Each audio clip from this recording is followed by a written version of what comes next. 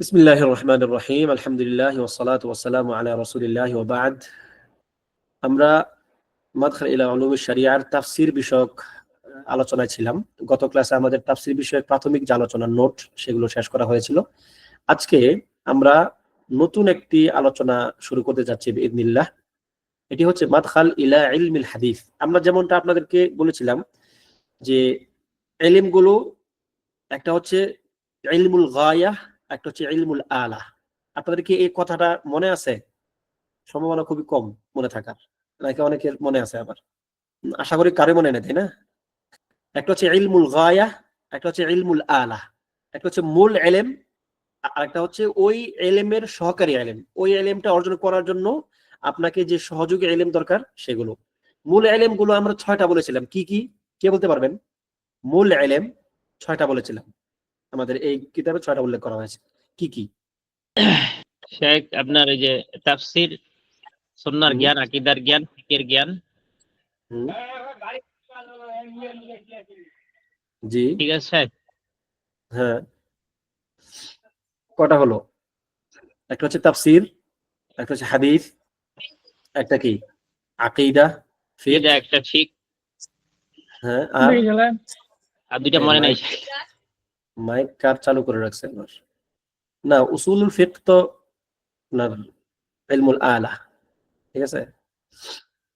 আমরা মনে হয় 4টাই বলেছিলাম কিনা, আমার তো মনে হচ্ছে 4টাই মূল মূল মূল ইলম, 4টাই, ঠিক আছে।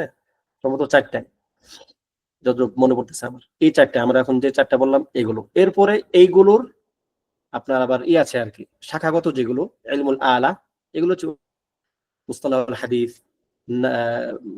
ভাষার ক্ষেত্রে নাহু, ঠিক আছে, এগুলো আর কি। তাহলে এই যে মূল ইলমের যে কয়েকটা বিষয় ছিল, তার মধ্যে ইলমুল হাদিস ছিল দ্বিতীয়, তাই না? ইলমুত তাফসীর ছিল 1 নাম্বার, ইলমুল হাদিস দ্বিতীয়। আজকে আমরা দ্বিতীয় মূল ইলম নিয়ে আলোচনা শুরু করব ইনশাআল্লাহ। আহাম্মিয়াতু ইলমিল হাদিস। ইলমুল হাদিসের গুরুত্বটা কি আসলে? علم الحديث من أشرف العلوم وأجلها، ويأتي في المرتبة الثانية بعد العلم بالقرآن الكريم الذي هو أصل الدين ومنبع الطريق المستقيم। যে ইলমুল হাদিস হচ্ছে সবচেয়ে সম্মানজনক, সবচেয়ে সম্মানিত বা উঁচু মাকামওয়ালা ইলমগুলোর মধ্যে একটি। কেন? কারণ এটি হচ্ছে দ্বিতীয় মাসদার লিশরিয়াহ, শরীয়তের দ্বিতীয় মাসদার হচ্ছে এটি। আচ্ছা, প্রথম মাসদার কি? কে বলতে পারবেন? শরীয়তের প্রথম মাসদার কি? কোরআন। কোরআন, আহসান। আর দ্বিতীয় মাসদার কি? কি? হাদিস, ঠিক আছে। তাহলে যেহেতু এটির মাসদার দ্বিতীয়, সেই হিসাবে এটির সম্মান বা মর্যাদা অনেক বেশি। فالحديث هو المصدر الثاني للتشريع الإسلامي وكثير منه شارح لكتاب الله عز وجل مبين له। কেন এটি কি দ্বিতীয় মাসদার বলছি আমরা? কারণ হচ্ছে এই এই হাদিস বেশিরভাগ ক্ষেত্রে হচ্ছে কোরআনের ব্যাখ্যা। কোরআন একটা মৌলিক গ্রন্থ, একটা মৌলিক কিতাব, যেখানে আপনি সবকিছুর ব্যাখ্যা পাবেন না, তবে সবকিছুর মূল কথাগুলো পাবেন। আর হাদিস মূলত হচ্ছে কোরআনের ব্যাখ্যামূলক একটি মাসদার। যেমনটা আল্লাহ সুবহানাহু ওয়া তাআলা বলেছেন, ওয়া আনজালনা ইলাইকা যিকরা লিতুবাইয়িনা লিন-নাসি মা নুযিলা ইলাইহিম ওয়া লাআল্লাহুম ইয়াতাফাক্কারুন। আমি আপনার নিকট যিকির অবতীর্ণ করেছি লিতুবাইয়িনা লিন-নাস, যাতে করে আপনি মানুষের নিকট সেগুলো ব্যাখ্যা করতে পারেন, বিস্তৃত আকারে মানুষের নিকট সেগুলো বলে দিতে পারেন। মা নুযিলা ইলাইহিম, তাদের নিকট যা কিছু নাযিল করা হয়েছে তা, ওয়া লাআল্লাহুম ইয়াতাফাক্কারুন, এবং যাতে করে তারা চিন্তা বা গবেষণা করতে পারে। সুতরাং নবী সাল্লাল্লাহু আলাইহি ওয়াসাল্লাম যে ব্যাখ্যাগুলো করছেন, এই ব্যাখ্যাগুলো হচ্ছে কি শরীয়তের একটি অংশ বা শরীয়তের একটি মাসদার। কোরআন, শুধুমাত্র কোরআন দিয়ে যদি কেউ চলতে চায়, তাহলে কি সে তাহলে তো সে একদম প্রকৃত অর্থে কোরআনের প্রতি ভালোবাসা রাখে, তাই না? যে নাকি শুধুমাত্র কোরআন দিয়ে চলতে চায়, সে তো হকপন্থী, তাই কি না? কি বলেন? আচ্ছা, না না, ঠিক আছে। শুধুমাত্র কোরআন দিয়ে যারা চলতে চায়, তারা মূলত কোরআনকে সম্মান করে না। তারা কি মূলত কোরআনকে সম্মান করে না, শয়তান তাদেরকে পথভ্রষ্ট করতে চায়। কেন? কারণ কোরআন, শুধুমাত্র কোরআন যদি কেউ মানতে চায়, তাহলে আল্লাহ সুবহানাহু ওয়া তাআলা কেন রাসূল পাঠাইলেন? আল্লাহ তাআলা তো ইচ্ছা করলেই পারতেন যে একটা কিতাব নাজিল করে দিতে ফেরেশতার মাধ্যমে, যেমন আল্লাহ তাআলা সূরাতু আল আনআমের প্রথম পৃষ্ঠার মধ্যে বলেছেন যে আমি তো ইচ্ছা করলে কি, যদি আমি কোরআনটাকে একটা বই আকারে নাজিল করে দিতাম তবুও তারা অস্বীকার করতো, তাহলে আল্লাহ যদি চাইতেন আসলে তিনি নাজিল করতে পারতেন এটা কিতাব আকারে, কিন্তু এরপরে তিনি রসুলের মাধ্যমে কেন পাঠিয়েছেন, যাতে করে রসুল এই কিতাবের প্রকৃত যে অর্থটা যেন মানুষের নিকট ব্যাখ্যা করে বলে দিতে পারে। কেননা আল্লাহ তাআলার কথাকে পরিপূর্ণভাবে বোঝার সক্ষমতা সবার নাও থাকতে পারে বা থাকবে না, এটাই স্বাভাবিক। ঠিক আছে, এই জন্য আল্লাহ তাআলা রসুল পাঠিয়েছেন তার মাধ্যমে এই কোরআনকে মানুষের নিকট বোধগম্য করে তোলার জন্য। قال العراقي رحمه الله বলেন ইলমুল হাদিসি খাতিরুন ওয়াকাউহু কাবীরুন নাফউহু, ইলমুল হাদিস হচ্ছে এর উপকার অনেক বড়, আর যদি এ থেকে কেউ পিছলে যায় তাহলে তার ক্ষতিটাও কি অনেক বেশি। আলাইহি মাদারু আকসারিল আহকাম ওয়া বিহি ইউরাফুল হালাল ওয়াল হারাম ওয়া লিআহলিহি ইসলাহুন লা বুদ্দা লিতালিবি মিন ফাহমিহি। বলছে যে এই হাদিসের মধ্যে অনেক হুকুম আহকাম রয়েছে যা আপনি কোরআনে পরিপূর্ণভাবে পাবেন না, এবং এর মাধ্যমে হালাল হারামের জ্ঞান অর্জন করা সম্ভব হাদিসের মাধ্যমে। তো যেহেতু এইটা এমন একটি শাস্ত্র যার মধ্যে অনেকগুলো ব্যাপার জড়িত, এবং এই শাস্ত্রের রয়েছে কিছু কিছু ইস্তেলাহ বা পরিভাষা, এই পরিভাষাগুলো একজন তালেবে ইলমের জন্য জানা জরুরি। আমি ইস্তেলাহের ক্ষেত্রে আপনাদেরকে অনেক বেশি গুরুত্ব দেই, প্রত্যেকটা শাস্ত্রের ইস্তেলাহ খুব গুরুত্বপূর্ণ, বিশেষ করে আকীদার ক্ষেত্রে ইস্তেলাহ তো একদম একদম মানে যদি বলেন যে 100-র মধ্যে 70% গুরুত্ব আপনি ইস্তেলাহ দিবেন, আপনার তাও দেওয়া উচিত। ঠিক আছে, সুতরাং ইস্তেলাহ গুলো খুব গুরুত্বপূর্ণ, পরিভাষাগুলো কোন শাস্ত্রের ক্ষেত্রে কোন পরিভাষাগুলো ব্যবহৃত হয়ে আসছে। وقال سفيان الثوري رحمه الله ما أعلم على وجه الأرض من الأعمال أفضل من طلب الحديث لمن أراد به وجه الله। তিনি বলতেছেন যে যারা আল্লাহ সুবহানাহু ওয়া তাআলার সন্তুষ্টি অর্জনের জন্য হাদিসের জ্ঞান অর্জন করবে, এর চেয়ে বড় বা এর চেয়ে সম্মানজনক আমল আমি দুনিয়ার বুকে দেখি না, এর চেয়ে সম্মানজনক আমল আমি দুনিয়ার বুকে দেখি না। কেন তিনি এই কথা বললেন? কারণ কোরআনের জ্ঞান বা কোরআন নিয়ে তখনও একদল মানুষ চিন্তাধারা রাখতো, যেমন খাওয়ারিজরা। তারা কি সমস্যা তাদের কোরআনে? না, তারা তো কোরআন মানে, তারা বিশ্বাস করে, কিন্তু তারা এই কোরআনটা সাহাবীদের মতো করে বুঝে নাই, কিংবা হাদিসগুলোকে তারা সঠিকভাবে মূল্যায়ন করতে পারে নাই। এই জন্য একটা সময় ছিল, যেমন আল্লাহ সুবহানাহু ওয়া তাআলা 200 হিজরির আগে পরের যে সময়টা, 200 হিজরি পর্যন্ত বা তার কিছু পরে বা তার কিছু আগের ওই সময়টাতে আল্লাহ সুবহানাহু ওয়া তাআলা একদল মানুষকে কবুল করে নিয়েছেন, একদল মানুষকে তিনি লাগিয়ে দিয়েছেন এই ক্ষেত্রে যে তারা হাদিস নিয়ে ব্যাপক কাজ করবে। আপনারা যেমনটা জানেন, নবী সাল্লাল্লাহু আলাইহি ওয়াসাল্লামের ইন্তেকালের পরে কোরআন নিয়ে কাজ হয়েছে একটা সময়, কারণ তখন কোরআন একটা পর্যায়ে যখন কোরআন সংরক্ষিত হয়ে গেছে, তখন আল্লাহ তাআলা এমন কিছু মানুষকে পয়দা করে দিয়েছেন, নিযুক্ত করে দিয়েছেন, যারা হাদিসকে সংকলন, সংগ্রহ এবং একে হেফাজত করেছেন তারা। সুতরাং এই এই সুফিয়ান আস-সাউরি রাহিমাহুল্লাহ ওই সময়কার মানুষ, যখন হাদিস নিয়ে ব্যাপক পড়াশোনা দার্স তাদরিস হতো। কেন? কারণ তখন ইতিমধ্যেই বেদাত ঢুকতে শুরু করেছে। কোরআনের মাধ্যমে আপনি শিরিক থেকে বাঁচবেন, কোরআনের মাধ্যমে শিরিক থেকে বাঁচবেন, আর হাদিসের মাধ্যমে আপনি বেদাত থেকে বাঁচবেন। কথা বোঝা গেল? তো এবং একটা কথা বলে রাখি, বেদাতের ব্যাপারে কেন উলামায়ে কেরাম এত, কি বলতে পারবেন, বেদাতের জন্য তারা কেন এত সোচ্চার ছিলেন? কখনো কখনো দেখবেন যে বেদাতের ব্যাপারে কোন কোন আলেমের অবস্থান এত শক্ত, আমাদের এই যুগে এসে মনে হয় যে না, এটা মনে একটু বেশি হয়ে গেছিল। আহসান। কারণ বেদাত হচ্ছে শিরকের দরজা, শিরকে মানুষ একদিনে প্রবেশ করে না। যখন কোন একটা জাতির মধ্যে বেদাত প্রবেশ করে, স্বাভাবিক নিয়মেই বেদাত যখন ঢুকবে তখন সেখান থেকে সুন্নাত সরে যাবে, আর যেখান থেকে সুন্নাত সরে যাবে সেখান থেকে রহমত উঠে যাবে, এবং আস্তে আস্তে মানুষ তার দ্বীনের যে মূল বুঝ সেখান থেকে দূরে সরে গিয়ে শিরকের মধ্যে লিপ্ত হয়ে যাবে। আদম আলাইহিস সালাতু ওয়াস সালাম থেকে নূহ আলাইহিস সালাম পর্যন্ত 1000 বছর মানুষ কিন্তু একদিনে শিরক করে নাই, আস্তে আস্তে আস্তে আস্তে এগুলো মানুষের মধ্যে প্রবেশ করে। এজন্য বলি যে সুন্নাহর প্রতি আমাদের অনেক বেশি গুরুত্ব দেওয়া দরকার। এই কথার মানে এই না যে আপনি কোরআনের প্রতি গুরুত্ব দিবেন না। কোরআন আলহামদুলিল্লাহ এই ক্ষেত্রে আমাদের মুজমা আলাইহ, সকলে একমত যে কোরআনের ব্যাপারে কোনো কথা নাই, কিন্তু সুন্নাহর ক্ষেত্রে কি নানান রকম ইখতিলাফ তৈরি হয়েছে। এই ইখতিলাফগুলো জায়েজ না, সবগুলো ইখতিলাফ কি জায়েজ না। এই যে বর্তমানে আজকাল এই কোরআনিয়িন তথাকথিত আর কি, আমি কোরআনিয়িন তাদেরকে বলি না, তথাকথিত কোরআনিয়িন যারা আছে, কোরআন আহলে কোরআন যারা বলে, তারা কিন্তু এই ফিতনাটা ব্যাপকভাবে সমাজে প্রচলন করতেছে। সুতরাং এই ক্ষেত্রে আমাদেরকে সাবধান থাকতে হবে। এরপর এখানে একটি শের, আবিয়াত শের উল্লেখ করেছেন লেখক হাফিজাহুল্লাহ। আহলুল কালামি ওয়া আহলুর রাই قد عدموا علم الحديث الذي ينجو به الرجل لو انهم عرفوا الاثار من حرفوا عنها الى غيرها لكنهم جهلوا। অর্থাৎ যারা আহলুর রাই এবং যারা আহলুল কালাম, যারা তর্ক শাস্ত্র চর্চা করে, কালাম শাস্ত্র যারা চর্চা করে, তারা তো ইলমুল হাদিস থেকে মাহরুম। তারা কি ইলমুল হাদিস থেকে মাহরুম। অথচ এই ইলমুল হাদিসের মাধ্যমে একজন ব্যক্তি বাঁচতে পারে, সে নিজেকে রক্ষা করতে পারে কিসে থেকে? বিদআত এবং শিরক থেকে। যদি তারা এই হাদিসের ইলম, আসারের ইলম যদি তারা জানতো, যদি তারা এই ইলম অর্জন করত, মান হারাফু আনহা ইলা গায়রিহা, তাহলে তারা এই ইলম থেকে অন্য কোথাও মুভ করতো না। তারা কি এই ইলম থেকে সরে গিয়ে অন্য নানান রকম ইলম বা শাস্ত্র চর্চা করতো না।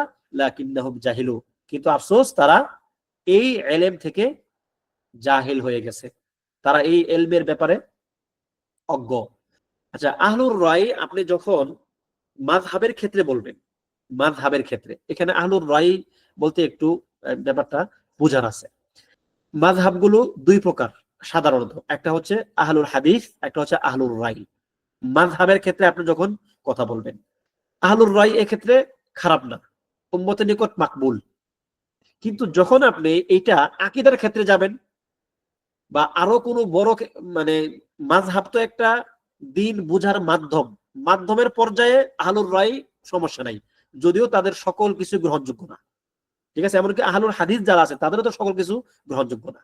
সেই হিসাবে মাযহাবের গণ্ডিতে আহলুর রায় একটা মাকবুল জিনিস, ঠিক আছে, কিন্তু আকীদার গণ্ডিতে আহলুর রায় মাকবুল জিনিস না, সেখানে মাকবুল না। তো এখানে যতটুকু বুঝতেছি লেখকের লেখা থেকে, যে তিনি মূলত এখানে উপরেরটা বুঝাচ্ছেন, শুধুমাত্র মাযহাবের ক্ষেত্রে যে রায় বা আহলুর রায় তাদেরকে বুঝাচ্ছেন না। আল্লাহু আ'লাম। এরপরে আকসামু ইলমুল হাদিস, ইলমুল হাদিস এর প্রকারভেদ। ইলমুল হাদিস দুই প্রকার, হয়তো আপনারা অনেকেই জানেন। ইলমুল হাদিসি রিওয়ায়াতান, ইলমুল হাদিসি দিরায়াতান। কে বলতে পারবেন ইলমুল হাদিস রিওয়ায়া, ইলমুল হাদিস দিরায়া কি জিনিস? কারো জানা আছে? ইলমুল হাদিস রিওয়ায়া, ইলমুল হাদিস দিরায়া। ইলমুল হাদিস রিওয়ায়া হচ্ছে, আচ্ছা লেখা থেকেই পড়ি। এখানে ইলমুল হাদিস রিওয়ায়া এর তারিফ হচ্ছে হুয়া ইলমুন يشتمل على نقل أقوال النبي صلى الله عليه وسلم وأفعاله وتقريراته وصفاته ورواياتها وضبطها وتحرير ألفاظها। এটি হচ্ছে হাদিসের আলফাজ। হাদিসের আপনার ইলমুল হাদিস অনেক একটা বড় একটা ব্যাপার। এই হাদিসের আলফাজ, এর শব্দ, এর গঠন শৈলী, নবী সাল্লাল্লাহু আলাইহি ওয়াসাল্লামের কথা, কাজ, তার তাকরির, তার যে স্বীকৃতি ইত্যাদি সংকলিত হয় বা ইত্যাদি নিয়ে কথাবার্তা বলা হয় যেই শাস্ত্রের মধ্যে, ওই শাস্ত্র হচ্ছে ইলমুল হাদিস রিওয়ায়া, অর্থাৎ বর্ণনা। খেয়াল করেন, একটা কি বর্ণনাকারী না, বর্ণনাকারী হচ্ছে দিরায়া, আর যে বর্ণনা স্বয়ং মাতান, যেটাকে আমরা মাতান বলি আর কি। হাদিসের একটা হচ্ছে সানাদ, একটা কি মাতান। মাতান মানে মূল অংশ। যেমন নবী সাল্লাল্লাহু আলাইহি ওয়াসাল্লাম বলেছেন ইন্নামাল আমালু বিন্নিয়াত, এই যে ইন্নামাল আমালু বিন্নিয়াত কথাটা হচ্ছে মাতান, এবং এটি হচ্ছে রিওয়ায়া, এটি কি রিওয়ায়া। আর এই যে এর আগে যে সনদগুলো আছে না, আন আলকামা, আন অমুক, তারপর আন ফুলান, আন ফুলান, আন ফুলান, আন উমর ইবনে আন উমর ইবনে আল খাত্তাব রাদিয়াল্লাহু আনহু قال, এই যে সানাদ, এই সানাদটা হচ্ছে কি, এই সানাদ হচ্ছে দিরায়ার কাজ। যারা সনদ নিয়ে কাজ করবে, রাওয়ীদেরকে নিয়ে যারা কাজ করবে, কিন্তু যারা বা যে অংশটা শুধুমাত্র মাতান নিয়ে কাজ, এটি হচ্ছে রিওয়ায়া বা মূল অংশ হাদিসের। তো এটি হচ্ছে নবী সাল্লাল্লাহু আলাইহি ওয়াসাল্লামের কথা, কাজ, তার তাকরিরাত, এবং এইগুলোর আপনার আলফাজ কেমনে লেখা হবে, তার দাবত কেমনে হবে, ইত্যাদি ইত্যাদি নিয়ে যে শাস্ত্র কথা বলে তাকে বলা হয় ইলমুল হাদিস রিওয়ায়াতান। এবং কেউ কেউ ওয়া আলহাকা বিহি বা'দাহুম বা'দুহুম মা উযিফা ইলা সাহাবাতি ওয়াত তাবিঈন মিন আকওয়ালিহিম ওয়া আফআলিহিম। কেউ কেউ সাহাবী এবং তাবিঈনগণের কথা কওলকেও কি বা তাদের ফেলগুলোকেও ইলমুল হাদিস রিওয়ায়াতের অংশ মনে করেন কেউ কেউ, ঠিক আছে? কেননা তাদের কওলগুলো কিন্তু আসার বলা হয়। দেখেন হাদিসকেও আসার বলা হয়, আবার যারা সাহাবীগণের আকওয়ালকে কিন্তু আসার বলা হয়, এবং তাবিঈনগণের আকওয়ালকেও আসার বলা হয়। কেননা নবী সাল্লাল্লাহু আলাইহি ওয়াসাল্লাম যেটা বলেছেন, খায়রুল কুরুনি কারনি সুম্মা আল্লাযীনা ইয়ালুনাহুম সুম্মা আল্লাযীনা ইয়ালুনাহুম। তাহলে এই যে তিন প্রজন্ম, এই তিন প্রজন্ম হচ্ছে খায়রুল কুরুন বা আফদালুল কুরুন। সুতরাং তারা সবাই একসাথে পথভ্রষ্ট হয়ে যাবে, ব্যাপারটা অসম্ভব, এটা সম্ভব না, ঠিক আছে? এই জন্য তাদের কথাগুলিকেও ইলমুল হাদিসের অংশ ধরা হয়। তো এই ক্ষেত্রে এই যে রিওয়ায়াতান যে ইলমুল হাদিস, এর মানে আবরাজুল মুসান্নাফাত মানে হচ্ছে গুরুত্বপূর্ণ কিতাবগুলো কি কি আছে, কে বলতে পারবেন? গুরুত্বপূর্ণ কিতাব ইলমুল হাদিস রিওয়ায়াত, দেখবেন না, নিচে না দেখে বলেন।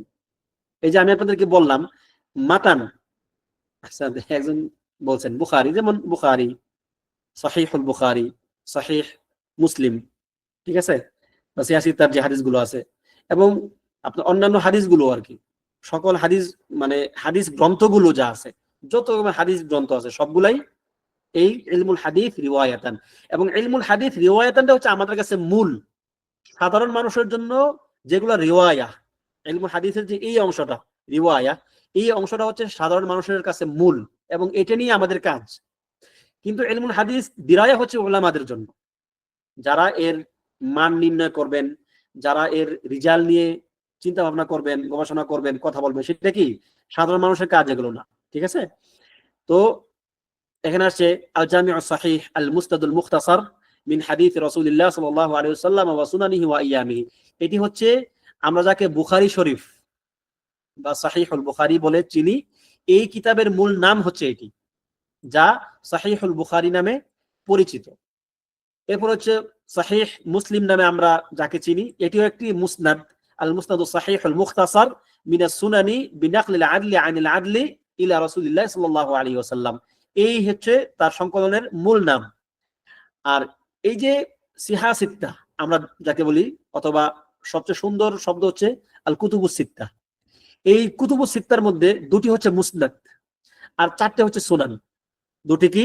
মুসনাদ আর চারটি হচ্ছে সুনান, যেগুলো সুন্নতের আদলে, সুন্নতের আদলে বা ফিকহের আদলে যেগুলোকে সাজানো হয়েছে সেগুলো কি সুনান। যেমন সুনান আবু দাউদ, সুনান তিরমিজি, সুনান আন-নাসাই, সুনান ইবনে মাজাহ রাহিমাহুমুল্লাহু আজমাইন, ঠিক আছে? তাহলে এটা তো ক্লিয়ার নাকি যে কুতুবুস সিত্তার মধ্যে দুটি মুসনাদ আর চারটি সুনান। মুসনাদ আর কি কি আছে কে বলতে পারবেন? বুখারী মুসলিম ছাড়া, বুখারী মুসলিম তো কুতুবুস সিত্তার মধ্যে পড়ে, মুসনাদ আর কি কি আছে আপনারা কি জানেন কেউ? মুসনাদকে আরো জানেন কেউ আপনারা? এটা না জানাটা খুব দুঃখজনক। বললে বলবো আচ্ছা আচ্ছা হ্যাঁ এটা তো জানি। মুসনাদে মুসনাদে আহমদ আছে, তারপরে আহসান, মুসনাদে আহমদ বিরাট বড় এক সংকলন, তাই না? তারপরে তার ছাত্র আছে মুয়াত্তা, মুয়াত্তা একটা মুসনাদ, ঠিক আছে, ঠিক আছে। তারপরে সবচেয়ে বড় মুসনাদের নাম কি কে বলতে পারবেন? মুসনাদে আব্দুর রাজ্জাক।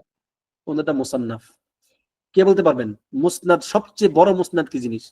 সবচেয়ে বড় মুসনাদ কার? আমি বলেছিলাম না, মুয়াত্তা মালিক না, না মুয়াত্তা মালিক তো সবচেয়ে ছোট, মাত্র অল্প ইমাম কিছু হাদিস। আহমদের, মুয়াত্তা মালিক হচ্ছে খুবই ছোট। ইমাম আহমদের মুসনাদ, ইমাম আহমদের মুসনাদ অনেক বড়, প্রায় 40,000 হাদিসের একটি সংকলন। কিন্তু তার চেয়েও বড় মুসনাদ হচ্ছে ইমাম আহমদের ছাত্র বাকি বিন মাখলাদ। মুসনাদ বাকি বিন মাখলাদ হচ্ছে সবচেয়ে বড় মুসনাদ মুসনাদের জগতে, ঠিক আছে, অনেক হাদিস। আচ্ছা, এরপরে কি?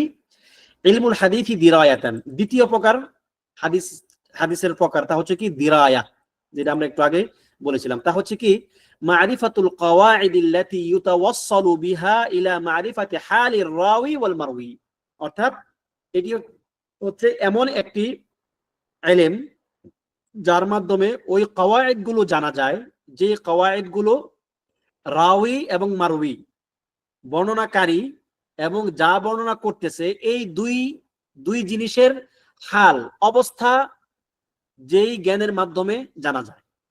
রাওয়ি তিনি কি সিকাহ নাকি গায়রে সিকাহ, তিনি কি আদুল নাকি না, মানে বর্ণনাকারীর অবস্থা জানা এবং যেই জিনিসটা তিনি বর্ণনা করলেন ওই ওই বর্ণনাটা কি সহিহ নাকি দাঈফ নাকি হাসান ইত্যাদি ইত্যাদি আলোচনা করার যে শাস্ত্র, এটাকে বলা হয় ইলমুল হাদিস দিরায়াহ। فهو يبحث في شروط قبول الرواية وما يتصل بها من أحكام। অর্থাৎ এটি হচ্ছে রিওয়ায়াত কবুল হবে কি হবে না এর শর্তগুলো নিয়ে আলোচনা করে এবং এবং এর সঙ্গে যে হুকুম আহকামগুলো সম্পৃক্ত আছে এই হুকুম আহকামগুলো নিয়ে এই ইলমুল হাদিস দিরায়া যে শাস্ত্র এটি কথা বলে। কামা ইয়াবহাসু ফি আহওয়ালির রুওয়াত মিন হাইসু আদ-দাবতি ওয়াদ-দিয়ানা ومن تقبل روايته ومن لا تقبل روايته وما يتعلق بذلك من احكام। যেমনটা মানে কোন রাওয়ীর রিওয়ায়াত গ্রহণ করা হবে কোনটা গ্রহণ করা হবে না, এবং ওই রাবীর তার মুখস্থ শক্তি কেমন ছিল, তার দিয়ানা তার দ্বীনি হালত কেমন ছিল, সে কি পরহেজগার মুত্তাকি ছিল নাকি উল্টাপাল্টা ছিল ইত্যাদি ইত্যাদি। অর্থাৎ এই সার্বিক পরিস্থিতি হাদিসের মূল অংশ ছাড়া যে বাকি অংশগুলো আছে ওইগুলো নিয়ে যারা চিন্তা ভাবনা গবেষণা করেন ওই শাস্ত্র নিয়ে, ওই শাস্ত্রটা হচ্ছে কি ইলমুল হাদিস দিরায়া। এই জন্য বলেছিলাম যে এগুলো সাধারণ মানুষের কাজ না, এগুলো যদি আপনি সারা জীবন না পড়েন কোনো সমস্যা নাই, যদি কোনো ব্যক্তি এগুলো সারা জীবন একটুও না পড়ে কোনো সমস্যা নাই, যদি সে শুধুমাত্র ইলমুল হাদিস রিওয়ায়াতান পড়ে, কারণ এগুলো তাদের কাজ না আসলে, এর হচ্ছে গবেষণা ধর্মী কাজ, আলেমদের কাজ। ঠিক আছে? তো আবরাজুল মুসান্নাফাত ফি ইলমিল হাদিস দিরায়া, এই ক্ষেত্রে গুরুত্বপূর্ণ কিতাব কি কি আছে? এই ক্ষেত্রে সবচেয়ে গুরুত্বপূর্ণ কিতাবগুলোর মধ্যে একটা হচ্ছে মুকদ্দিমাত ইবনুস সালাহ নামে পরিচিত উলুমুল হাদিস।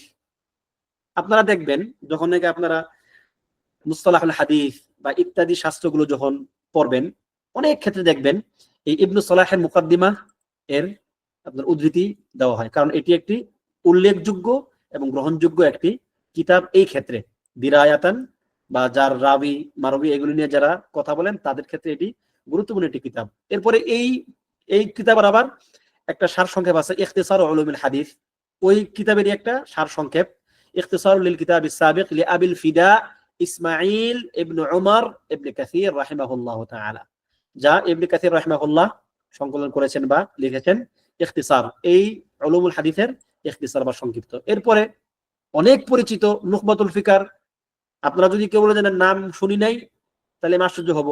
নুখবাতুল ফিকার ইবনে হাজার আল আসকালানি রাহিমাহুল্লাহ ওনার লেখা নুখবাতুল ফিকার।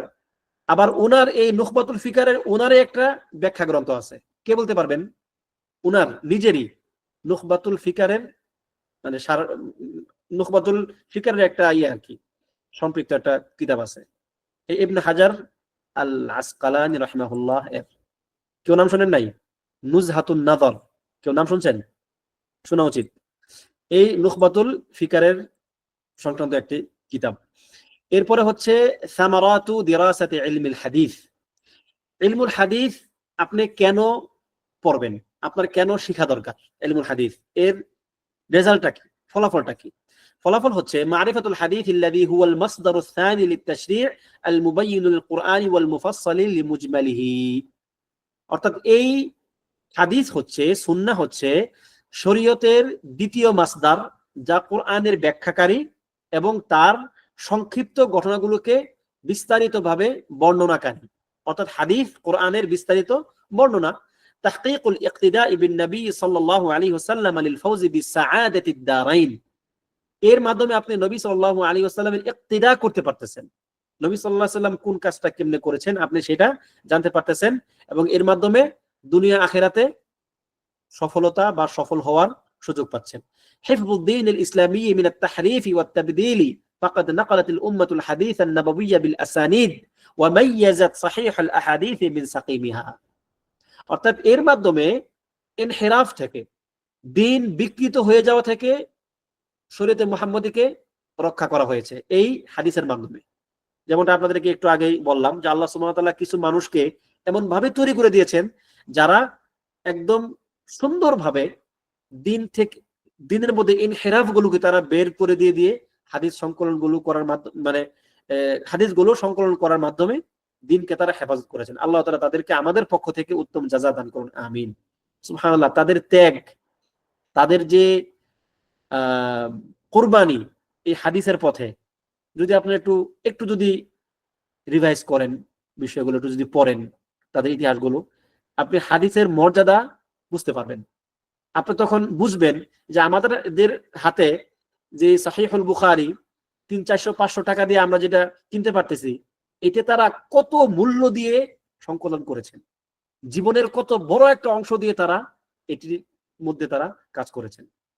বুঝতে পারবেন তখন, বছরের পর বছর চলে গেছে তারা এই একটা ছোট্ট সংকলন করার পেছনে। আল্লাহু আকবার। তারপরে হচ্ছে আল ইসমাতু মিনাল খাতাই ফি নাকলি আকওয়ালিন নবী সাল্লাল্লাহু আলাইহি ওয়াসাল্লাম ওয়া আফআলিহি ওয়া তাকরিরাতিহি ওয়া সিফাতিহি।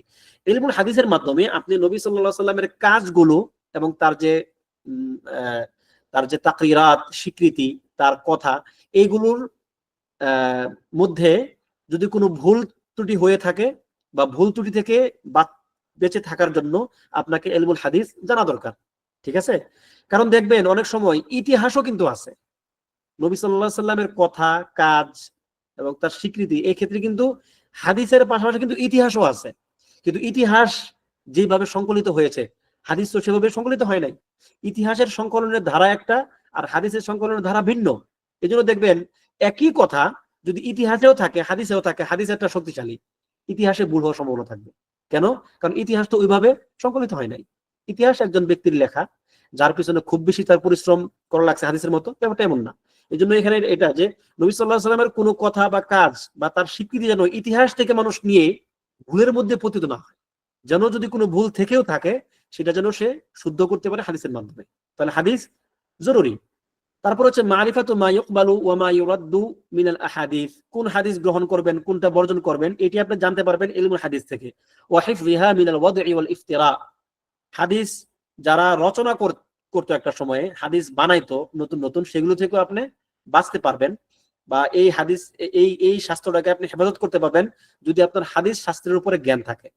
মারিফাতু তারিকাতি তাখরিজিল আহাদিস ওয়া তাহকীকি আসানিদিহা, যে হাদিসের তাখরিজ কেমনে হয়েছে, ইমাম মুসলিম, ঠিক আছে, এরপরে ওনাদের মতো যারা আছেন তারা এই হাদিসগুলো তারা তাখরিজ কেমনে করেছেন, তারা কিভাবে এগুলোকে সংকলন করেছেন, এই ব্যাপারগুলো আপনি জানতে পারবেন। এবং এর যে আসানিদ, সানাদ গুলো আছে, এই যে রিজাল গুলো আছে, সেগুলো তাহকিক তারা কেমনে করেছেন সেগুলো আপনি জানতে পারবেন এই শাস্ত্রের মাধ্যমে। ওয়া মারিফাতু আহওয়ালি রিজালিল হাদিস ওয়া তাবাকাতিহিম, এবং যারা রিজালুল হাদিস, আমি আপনাদেরকে একটু আগে যেটা বললাম যে সানাদ গুলো আছে, রুওয়াত, রিজালুল হাদিসদেরকে রুওয়াতও বলে, ঠিক আছে, যারা রাওয়ী বর্ণনা করেন, এই রাওয়ীদের তাবাকাত গুলো কি কি, কে কোন স্তরের, এই স্তরগুলো আপনি এই হাদিসের ইলমের মাধ্যমে জানতে পারবেন বিইذنিল্লাহ। এবার আসুন আকসামুল হাদিস, হাদিস কত প্রকার, হাদিস কত প্রকার? প্রধানত হাদিস দুই প্রকার, আপনারা সবাই জানেন, যারা আপনারা আল বাইকুনিয়াহ পড়েছেন, বাইকুনিয়াহ তো সম্ভবত আমাদের শুধুমাত্র ইয়েতে, তাই না, ইরতেফাতে হয়তো সবাই পড়েন নাই। বাইকুনিয়াতে এগুলো নিয়ে আলোচনা করা হয়েছে বিস্তারিত। তো একটি হচ্ছে মুতাওয়াতির, একটা হচ্ছে আহাদ। মুতাওয়াতির কি জিনিস? মুতাওয়াতির হচ্ছে প্রত্যেক যুগে যে হাদিসটা অনেকজন রাবী বর্ণনা করেছেন, অনেকজন রাবী থেকে অনেকজন রাবী বর্ণনা করেছেন। উলামায়ে কেরাম এর মধ্যে কেউ কেউ এই সংখ্যা নির্ধারণ করে থাকেন 10 জন, মিনিমাম 10 জন, 10 জন থেকে আরো 10 জন, এই 10 জন থেকে আরো 10 জন, এইভাবে আর কি। ঠিক আছে, প্রত্যেক যুগেই বিরাট বড় একটা অংশ এই হাদিসটি বর্ণনা করেছেন আরেকটি অংশের কাছে, এটাকে বলা হয় মুতাওয়াতির। তাওয়াতারা ইয়াতাওয়াতিরু মুতাওয়াতিরাতান, মুতাওয়াতির। ঠিক আছে, আরেকটা হচ্ছে আহাদ। আহাদ মানে হচ্ছে মানে মুতাওয়াতির পর্যায়ের না আর কি। আহাদ হচ্ছে মুতাওয়াতিরের বিপরীত, যে অনেকগুলো মানুষ বর্ণনা করে নাই, হতে পারে একজন বর্ণনা করছেন, ঠিক আছে, এরকম আর কি। মুতাওয়াতির আবার দুই প্রকার, একটা হচ্ছে মুতাওয়াতির লাফজি, একটা হচ্ছে মুতাওয়াতির মানাউই। লাফজি লাফদান মুতাওয়াতির, একটা হচ্ছে মানাউয়ান মুতাওয়াতির। আল আহাদ হচ্ছে দুই প্রকার, মাকবুল মারদুদ, গ্রহণযোগ্য এবং অগ্রহণযোগ্য। মারদুদ দুই প্রকার, দাঈফ, মাওদু', আর মাওদু'ের অনেকগুলো প্রকার আছে। বিপরীতে যেটা মাকবুল গ্রহণযোগ্য আহাদ, এটি আবার দুই প্রকার, একটা হচ্ছে হাসান, একটা হচ্ছে সাহিহ। সাহিহ এবং হাসান, এগুলো নিয়ে ইনশাআল্লাহ আমরা এখন আলোচনা করব, কিছুটা আলোচনা করি। আহাম্মু মুস্তালাহাত ইলমুল হাদিস, আবার সেই ইস্তিলাহ, পরিভাষা। ইলমুল হাদিসে ঢুকতে গেলে আপনাকে ইস্তিলাহ জানতে হবে। তার মধ্যে একটা হচ্ছে কি মুতাওয়াতির, একটি বিশেষ পরিভাষা মুতাওয়াতির। মুতাওয়াতির হচ্ছে মা রাওয়াহু জামউন কাসীরুন আন জামইন কাসীরিন বিহাইসু ইস্তাহিলু আদাতান তাওয়াতুহুম আলাল কাযিব। একটি বড় অংশ থেকে আরেকটি বড় অংশ প্রত্যেক যুগে যে হাদিসটি বর্ণনা করেছেন, এবং এটি এই একটি বড় অংশ থেকে আরেকটি বড় অংশ বর্ণনা করার কারণে কি হয়েছে, ইস্তাহিলু আদাতান, স্বাভাবিক নিয়মে অসম্ভব যে তাওয়াতুহুম আলাল কাযিব, যে সকলে মিথ্যা কথা বলছে। এটা কিন্তু সম্ভব না। দেখা গেল একজন মিথ্যা কথা বলতে পারে, কিন্তু একটা বিরাট অংশ এর অসম্ভব আদাতান মিথ্যা কথা বলা। ঠিক আছে?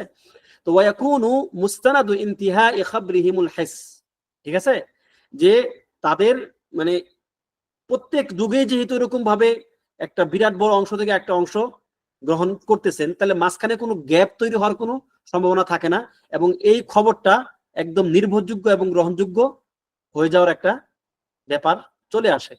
এবং ওয়াল মুতাওয়াতিরু আলাল কিসমাইন, মুতাওয়াতির দুই প্রকার, একটা হচ্ছে লাফজি, একটা মানাবী। এই যে প্রত্যেক যুগে একটা অংশ, বিরাট বড় একটা অংশ আর একটা বড় অংশের নিকট হাদিসগুলো বর্ণনা করবেন, এই ব্যাপারটা দুই ভাবে ঘটতে পারে, দুই ভাবে ঘটতে পারে। একটা হচ্ছে লাফজান, একদম কথা যেভাবে বলছেন নবী সাল্লাল্লাহু আলাইহি ওয়াসাল্লাম, একদম শব্দ, যেই শব্দে যেইভাবে উল্লেখিত হয়েছে ওইভাবেই প্রত্যেক যুগে এক মানে অনেক বড় একটা অংশ আর একটা বড় অংশের নিকট বর্ণনা করেছেন। একটা হচ্ছে মানাবী, অর্থগত দিক থেকে, একদম সরাসরি শব্দ বা লাফজ না, তবে এর যে মূল কথাটা, মূল কনসেপ্টটা, এই কনসেপ্ট বড় একটা অংশ থেকে আরেকটা বড় অংশের মধ্যে স্থানান্তরিত হয়েছে, এভাবেই আজ পর্যন্ত চলে আসতেছে। এইটা হচ্ছে মুতাওয়াতির মানাবী, একটা হচ্ছে মুতাওয়াতির লাফজি।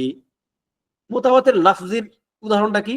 যেমন হাদিসে আসছে মান বানা লিল্লাহি মাসজিদান বানাল্লাহু লাহু বাইতান ফিল জান্নাহ, যে ব্যক্তি আল্লাহ তাআলার জন্য একটি মসজিদ নির্মাণ করবে, আল্লাহ তাআলা তার জন্য জান্নাতে একটি বাড়ি নির্মাণ করবেন।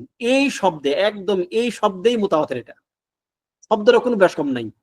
এই কথা কিন্তু আপনি ভিন্ন একটা শব্দেও বলতে পারবেন, এই একই কথা ভিন্ন কোনো শব্দে, ভিন্ন কোনো একটা বাক্যের মাধ্যমে কিন্তু আপনি প্রকাশ করতে পারবেন, কিন্তু এই শব্দে, এই বাক্যেই এই হাদিসটা মুতাওয়াতির লাফজান। এই হাদিসটা আশা করি বাংলাদেশের একদম আপামর জনতা জানেন, তাই না? রাস্তায় রাস্তায় দেখবেন যখন মসজিদে কালেকশন হয়, তখন এই হাদিসটা ব্যাপক বলা হয়, মান বানা লিল্লাহি মাসজিদান বানাল্লাহু বাইতান ফিল জান্নাহ। তারপর হচ্ছে মানাবী, যেমনটা আপনাদেরকে বললাম যে অর্থগত দিক থেকে এটা আসছে, যেমন আহাদিস রাফউল ইয়াদাইনি ফি দুআ, দোয়ার ক্ষেত্রে হাত উঠানো, দোয়ার ক্ষেত্রে হাত উঠানো, নবী সাল্লাল্লাহু আলাইহি ওয়াসাল্লাম উঠিয়েছেন, এই ব্যাপারটা একদম ওই, এখানে তো শব্দের কোনো মারপেস নাই, এখানে ওই ব্যাপারটা, ওই কনসেপ্টটা বিরাট একটা অংশ আর একটা অংশ নিকট বর্ণনা করেছেন যে নবী সাল্লাল্লাহু আলাইহি ওয়াসাল্লাম দোয়ার সময় হাত উঠিয়েছেন। ঠিক আছে? এটা হলো মানাবী। এবার আমরা জানলাম যে মুতাওয়াতির দুটি প্রকারের কি কি এবং কোনটার কি সংজ্ঞা আমরা জানলাম। এবার জানবো আল আহাদ। আহাদ কি জিনিস? আহাদ হচ্ছে মা তাওয়াতুর, মুতাওয়াতির হওয়ার জন্য যে শর্তগুলো আছে, এই শর্তগুলোর মধ্যে যে কোনো একটি শর্ত যা হারিয়ে ফেলছে, তা হচ্ছে আহাদ। আল আহাদ, আপনারা একটু খেয়াল করে দেখেন তো, আহাদ এই শব্দটা আসলে কোথা থেকে আসছে? আলিফ হা দাল, আহাদ, তাই না? মানে যেখানে একজন বর্ণনাকারী থাকতে পারে, শুধু একজন থেকে একজন আসছে, একজন থেকে একজন আসছে, ঠিক আছে? এরকম হতে পারে। তা হচ্ছে কি আহাদ হচ্ছে মুতাওয়াতিরের শর্তগুলো যার মধ্যে পরিপূর্ণভাবে পাওয়া যায় না। ওয়াহাদা ইয়ানতাবিকু আলা আগলাবিল আহাদিস ফাল আহাদিসুল মুতাওয়াতিরাতু কালিলা, এই প্রকার হাদিস হচ্ছে বেশি, আহাদি হচ্ছে বেশি, কেননা মুতাওয়াতির হাদিস তো কম। আপনি এমন হাদিস তো খুব কম পাবেন যে বিরাট বড় অংশ, বিরাট বড় অংশের নিকট বর্ণনা করেছেন, এই অংশটা বরং কি কম। দেখেন এই আহাদের আলোচনা আমাদের বেশি করে হওয়া উচিত। কেউ কেউ মনে করে আহাদ হাদিসগুলো, আহাদের ক্ষেত্রে যেটা আপনার আচ্ছা ঠিক আছে, এটা পরে বলি, এর যখন সময় আসবে তখন বলি। তাহলে যেমন আল হাদিসুল কুদসি, না আচ্ছা আচ্ছা দুঃখিত, এটা আবার ভিন্ন আলোচনা। তাহলে আহাদ একটা গেল, একটা হচ্ছে কি পরিভাষা, একটা পরিভাষা হচ্ছে আল হাদিসুল কুদসি। হাদিসুল কুদসি কাকে বলে? এই হাদিসুল কুদসি কিন্তু আহাদও হতে পারে, মুতাওয়াতির হতে পারে। আমরা মুতাওয়াতির এবং আহাদের আলোচনা আমরা শেষ করলাম। এবার আমরা যাচ্ছি হাদিসুল কুদসি। আল হাদিস আল কুদসি এটি হচ্ছে মা ইয়ারউইহি নবী সাল্লাল্লাহু আলাইহি ওয়াসাল্লাম আর রাব্বিহি আযজা ওয়া জাল। নবী সাল্লাল্লাহু আলাইহি ওয়াসাল্লাম তার রবের পক্ষ থেকে যে হাদিসগুলো বর্ণনা করেছেন, যেখানে আল্লাহ তাআলা নিজে কথা বলতেছেন, এইভাবে যে হাদিসগুলো এসেছে। যেমন হাদিস আবু হুরায়রা রাদিয়াল্লাহু আনহু, যেখানে নবী সাল্লাল্লাহু আলাইহি ওয়াসাল্লাম বলছেন, ক্বালা আল্লাহ তাআলা বলছেন, কুল্লু আমাল ইবনি আদম লাহু, আদম সন্তানের সকল আমল তার, ইল্লা সিয়াম, একমাত্র সিয়াম ছাড়া। ফা ইন্নাহু লি ওয়া আনা আজজি বিহি, কেননা এই সিয়াম আমার জন্য করা হয় এবং এটির জাযা আমি তাকে দেব। সুবহানাল্লাহ। যেমন এই কথা এখানে আল্লাহ তাআলার বর্ণনাতে, আল্লাহ তাআলার কথাটাই তিনি নবী সাল্লাল্লাহু আলাইহি ওয়াসাল্লামের মুখে বলতেছেন। এই প্রকারকে বলা হয় হাদিসুল কুদসি। দ্বিতীয় একটি উদাহরণ, এই হাদিসটি আপনাদের ইয়েতে পেয়ে যাবেন,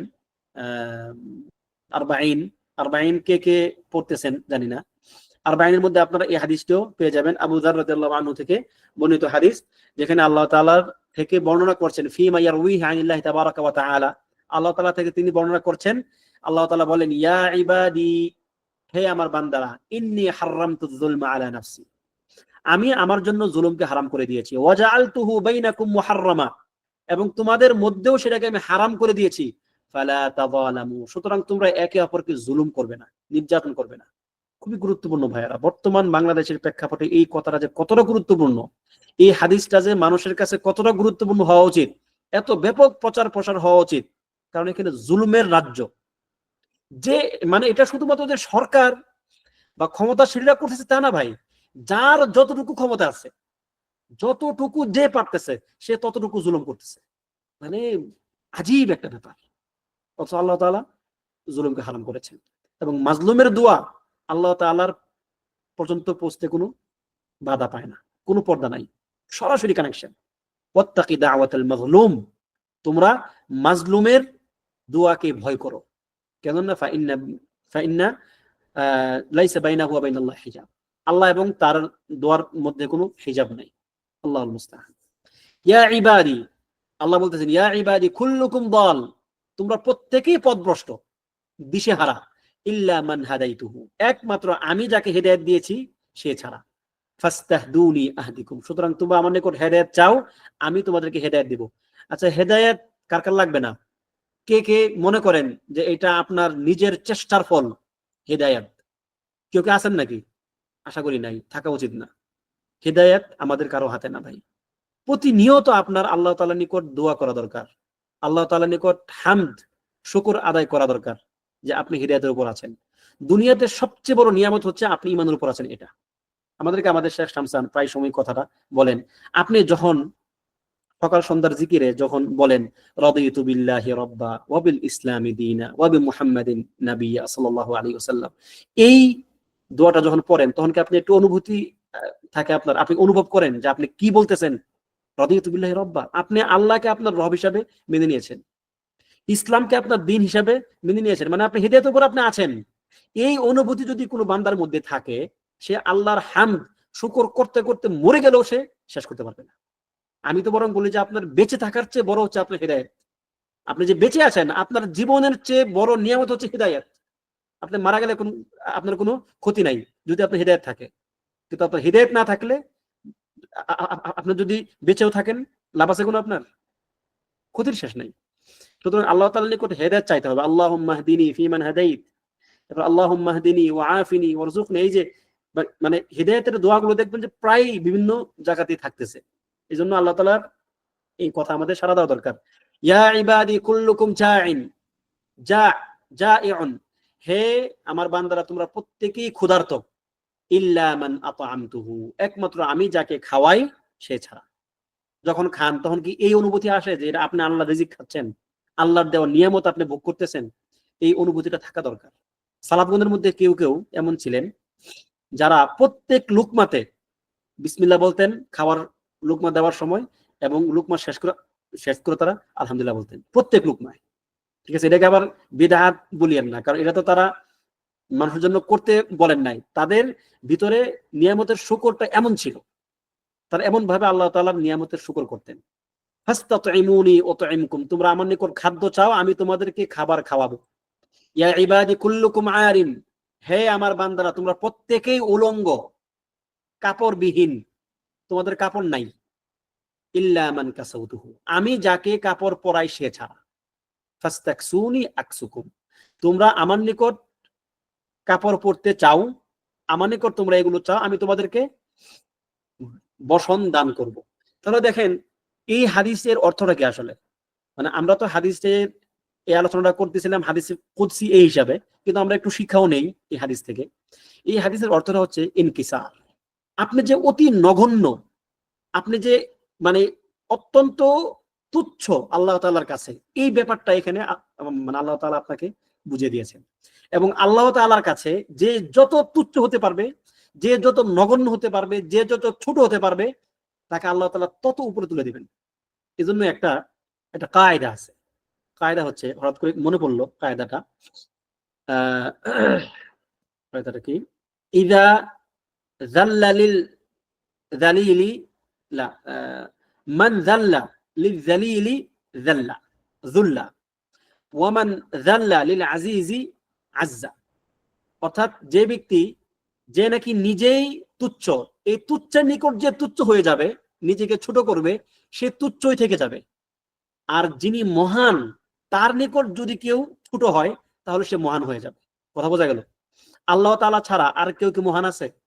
আল্লাহ তাআলার বিবেচনায়, আল্লাহ তাআলার তুলনায় আর কেউ কি মহান আছে? অবশ্যই না। সুতরাং মুমিন কখনো আল্লাহ তাআলা ছাড়া কারো কাছে মাথা নত করবে না, একদম কারো কাছেই না। মুমিন পিতামাতার আনুগত্য করবে, কেন? পিতামাতার জন্য না, আল্লাহ বলছেন সেই জন্য। এমনকি রসুলের আনুগত্য আল্লাহ তাআলা বলছেন সেই জন্য। রসুলের আনুগত্যকে আপনি এমনি করতেছেন না। আনুগত্য, ছোট হওয়া, নত হওয়া, এই ব্যাপারগুলো একমাত্র আল্লাহ তাআলার জন্য হচ্ছে লিযাতিহি, তার নিজের জন্য। আর বাকি যা আছে দুনিয়াতে সব হচ্ছে লিগাইরিহি, অন্যের জন্য। এখন এই অন্যটাকে আল্লাহ তাআলার জন্য। আল্লাহ তাআলা আপনাকে বলেছেন তোমরা রাসূলের আনুগত্য করো, আমি রাসূলের আনুগত্য করতেছি। আল্লাহ তাআলা বলছেন তুমি পিতামাতার আনুগত্য করো, আমি পিতামাতার আনুগত্য করতেছি। আল্লাহ তাআলা বলছেন যে তোমার যারা ইসলামী শাসক থাকবে তোমরা তাদের আনুগত্য করো, আমরা তাদের আনুগত্য করব। তাহলে এই যে মানুষের ক্ষেত্রে হচ্ছে কি, আল্লাহ তাআলা সেখানে শর্তযুক্ত। যদি তার আনুগত্যের মধ্যে পড়ে আনুগত্য করব, তার আনুগত্যের মধ্যে না পড়লে আনুগত্য নাই, করব না। তবে রসুল এমন একটা জায়গা যিনি কখনোই আল্লাহ তাআলা আনুগত্যের বাইরে কাউকে আনুগত্য করতে বলতে পারেন না। সুতরাং এটা একটা ওয়াজিব ব্যাপার, মানে কোনো প্রকার ইস্তেসনা ছাড়াই। আর বাকি সব হচ্ছে কি শর্তযুক্ত, যে আল্লাহ তাআলার বিধানের মধ্যে থাকলে আনুগত্য আছে, বিধানের বাইরে গেলে আনুগত্য নাই। সুতরাং মৌলিক ভাবে ইবাদত কার জন্য? তাজলিল, ছোট হওয়া কার জন্য? ইনকিসার কার জন্য? আল্লাহ তাআলার জন্য। আর বাকিদের জন্য শর্ত সাপেক্ষে। কথা ক্লিয়ার হলো?